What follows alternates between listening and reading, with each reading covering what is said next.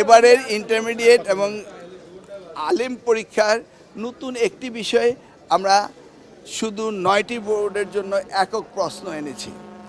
ইনশাল্লাহ এবার পরীক্ষা সুন্দর হবে, ভালো হবে। আমরা গতকালকেও সারা বাংলাদেশের এসপি, ডিসি, প্রশাসনিক কর্মকর্তাদের সাথে কথা বলেছি।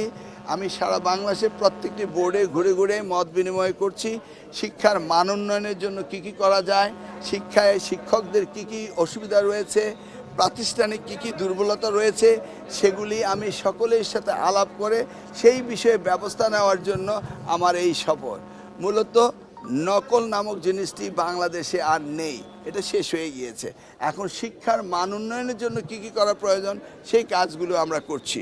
সবচেয়ে সুন্দর বিষয়টি হলো শিক্ষা সকলেরই কমোডিটি। এমনকি যেই মামলাগুলোর কারণে আমরা শিক্ষক নিয়োগ দিতে পারতাম না, সেগুলিও মহামান্য আদালত সেগুলি তারা কগনিজেন্সে নিয়েছেন। আজকেও একটি মামলা শুনানি হচ্ছে এবং 32,500 শিক্ষক হেডমাস্টার নিয়োগের মামলাটি জুলাই মাসের 2 তারিখে হচ্ছে, যেগুলি যুগ যুগ ধরে এতদিন আটকে ছিল। এবং মহামান্য আদালতও এই শিক্ষা ব্যবস্থায় যেন আমরা সক্রিয় ভূমিকা রাখতে পারি সেই সহযোগিতা করছেন এবং আপনারা মিডিয়ারাও সহযোগিতা করছেন। ইনশাল্লাহ আগামী দিনে একটি সুন্দর আগামীর বাংলাদেশ গড়ার জন্য যে শিক্ষা ব্যবস্থা করা দরকার সেটি আমাদের মাননীয় প্রধানমন্ত্রী করছেন। তিনি প্রাথমিক স্কুল হতে শুরু করে বিশ্ববিদ্যালয় পর্যন্ত প্রত্যেকটি ক্ষেত্রে তিনি নিজে এই বিষয়গুলো নজরদারি করছেন এবং আপনারা ব্যাপক পরিবর্তন ইতিমধ্যেই দেখতে পেয়েছেন, ইনশাল্লাহ আরও দেখবেন, এটাই আমি বলতে পারি। সেশন জট যেটা আমাদের গতানুগতিক ছিল সেটাকে আমরা আস্তে আস্তে এলিমিনেট করছি। আমরা স্ট্যান্ডার্ড বেস ধরে নিয়েছি 2027-এর এসএসসিদেরকে আমি ধরে নিয়েছি আমাদের স্ট্যান্ডার্ড বেস। এখান থেকে আমরা এগোবো।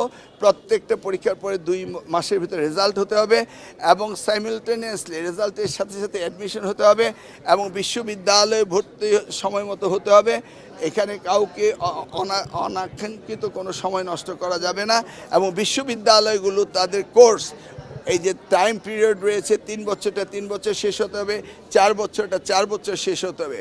এমনকি 6 বছর বয়সে শিক্ষার্থীরা ভর্তি হয়, ক্লাস 10 16 বছর এসএসসি শেষ হতে হবে এবং 18 বছরের মধ্যে এইচএসসি শেষ হতে হবে। কোথাও আমরা এই নবপ্রজন্ম এই শিক্ষার্থীদের কোনো সময় আমরা নষ্ট হতে দেব না, এটা আমরা সিনক্রোনাইজ করে নিচ্ছি।